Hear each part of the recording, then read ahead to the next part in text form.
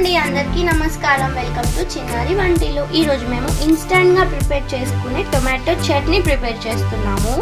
so దీని కోసం ఏంటంటే ఇలా దోరగా పండిన టొమాటోస్ తీసుకోవాలి అలాగే దాంట్లోకి పోపు దినుసులు దాంతో పాటు ఎండు మిరపకాయలు వెల్లుల్లి కొంచెం మినపప్పు శనగపప్పు కారం పొడి టేస్ట్కి సరిపడా సాల్ట్ ఇవి తీసుకోవాలి సో ప్రాసెస్ ఏంటో చూద్దాము టొమాటోస్ అన్ని ఇలా పెద్ద పెద్ద ముక్కలుగా కట్ చేసి పెట్టేసుకోవాలి ఇప్పుడు మేము ఆల్రెడీ స్టవ్ ఆన్ చేసేసుకొని ఆయిల్ పెట్టుకున్నాము దాంట్లోకి టొమాటోస్ని యాడ్ చేస్తున్నాము చూడండి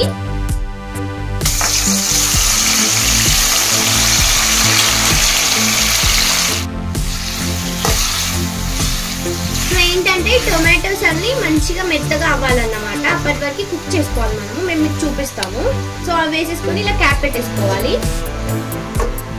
సో ఇప్పుడు ఏంటంటే క్యాప్ తీసి చూసుకోవాలి మధ్య మధ్యలో కూడా కలుపుకోవాలి టొమాటోస్ అన్ని ఇలా మెత్తగా అయ్యాయి కదా ఇలా అయ్యేంత వరకు మంచిగా కుక్ చేసేసుకొని స్టవ్ ఆఫ్ చేసేసుకోవాలి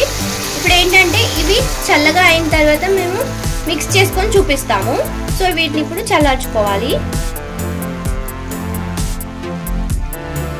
టమాటోస్ కుక్ చేసుకున్నాం కదా అవి చల్లారిన తర్వాత వాటిని మనము జార్లోకి షిఫ్ట్ చేసుకోవాలి టొమాటోస్తో పాటుగా కొన్ని వెల్లుల్లి కూడా యాడ్ చేసుకోవాలి అలాగే కొంచెం కారం పొడి టేస్ట్కి సరిపడా కొంచెం సాల్ట్ కూడా వేసుకోవాలి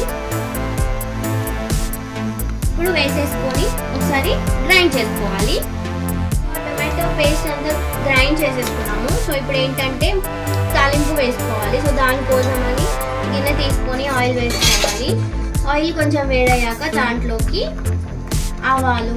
జీలకర్ర వేసుకోవాలి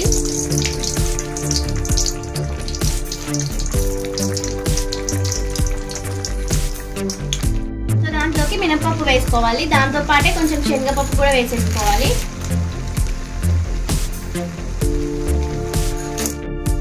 వేసేసుకొని ఒకసారి మిక్స్ చేసేసుకోవాలి దాంట్లోకి కొన్ని ఎండుమిరపకాయలు వేసుకోవాలి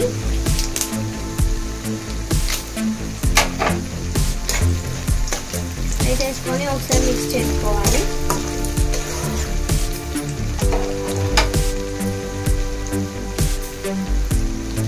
సో ఇప్పుడు కొంచెం పసుపు వేసుకోవాలి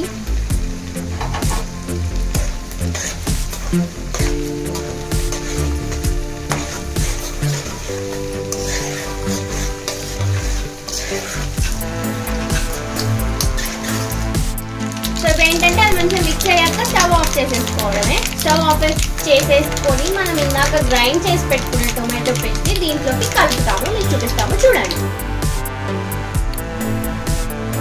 చూపిస్తున్నట్లుగా మనం గ్రైండ్ చేసి పెట్టుకున్నాం